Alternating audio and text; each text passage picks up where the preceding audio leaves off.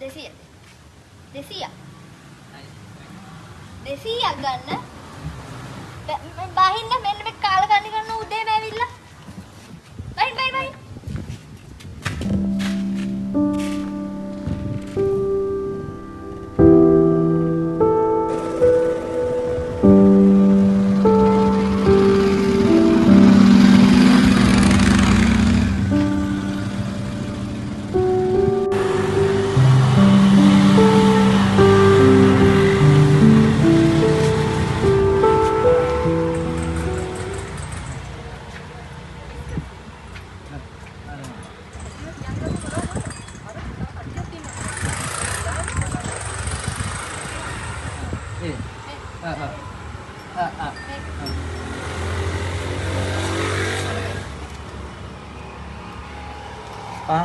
Mana?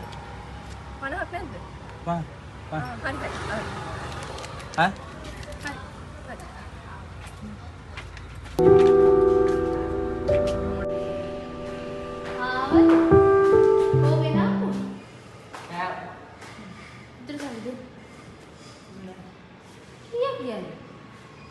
Mana?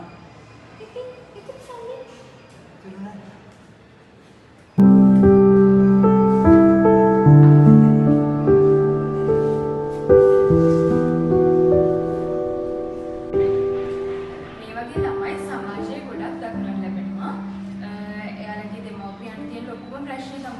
කවදා හරි දවසක ළමයා කොහොමද සමාජ තනියම ජීවත් වෙනවා කියන එක.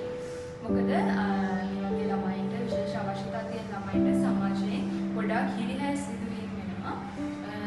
ගොඩාක් දෙනෙක්ට ළමයා කියන දේ තේරුම් ගන්න අමාරු වෙනවා. ළමයාට තමන්ගේ අදහස් ප්‍රකාශ කරන්න ගැළපෙන සංනිවේදන මාධ්‍යයක් නැති වෙනවා. මේවා විශාල ගැටලුවක් වෙලා තියෙනවා අද.